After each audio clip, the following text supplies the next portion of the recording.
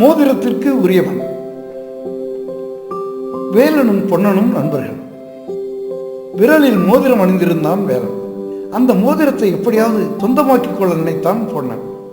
வேலனிடம் வந்த அவன், உறவினர் வீட்டு திருமணத்திற்கு செல்ல வேண்டும், உன் மோதிரத்தை இரவல்தா, அதை அணிந்து சென்றால் பெருமையாக இருக்கும், ஒரு வாரத்தில் தந்து விடுகிறேன் என்றான்.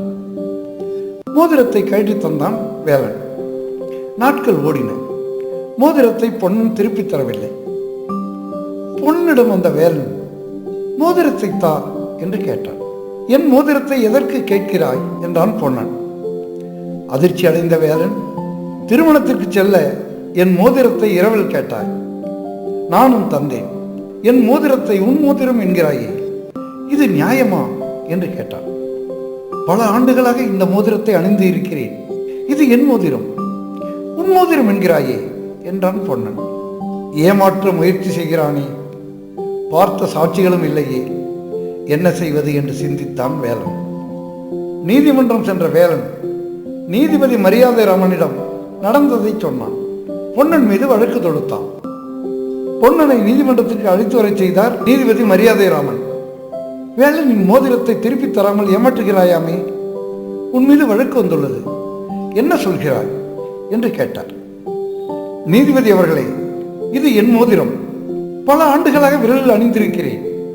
வேலன் என்னிடம் வந்தான். இரவல் தந்த மோதிரத்தை கொடு என்றான். என் மோதிரம் என்றேன். இங்கே வந்து வழக்கு தொடுத்து உள்ளான் என்றான் பொன்னன். இருவரில் யார் சொல்வது உண்மை? குழப்பமாக உள்ளதே, என்ன செய்வது என்று சிந்தித்தார் மரியாதை ராமன். நீங்கள் இருவரும் நாளை வாருங்கள், தீர்ப்பு வழங்குகிறேன் என்று அவர்களை அனுப்பி வைத்தார்.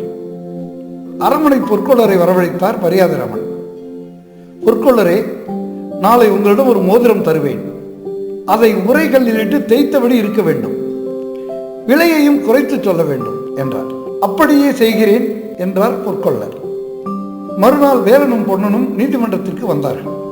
அவர்களை பார்த்து நீதிபதி மரியாதை ராமன், நீங்கள் இருவருமே மோதிரத்திற்கு உரிமை கொண்டாடுகிறீர்கள், மோதிரத்தை விட்டு வரும் தொகையை இருவருக்கும் சமமாக தந்து விடுகிறேன் என்றார். நீதிபதியை இப்படி சொல்கிறாரே, என்ன செய்வது என்று கவலையில் ஆழ்ந்தான் வேலன். மோதிரம் நம்முடையதல்ல, கிடைத்தவரை லாபம் என்று மகிழ்ந்தான் பொன்னன். இருவரின் முகபாவத்தையும் கவனித்தார் நீதிபதி மரியாதை ராமன்.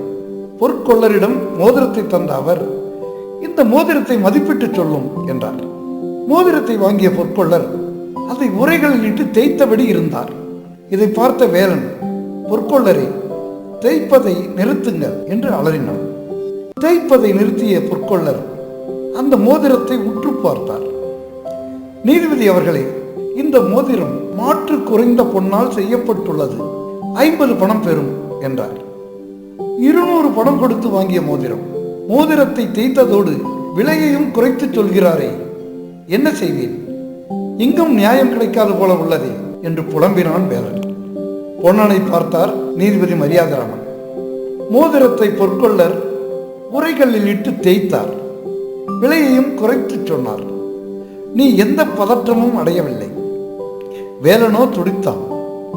மோதிரத்தின் உண்மையான விலையையும் சொன்னான். வேலன் தான் மோதிரத்தின் சொந்தக்காரன் என்பது உறுதியாக தெரிகிறது.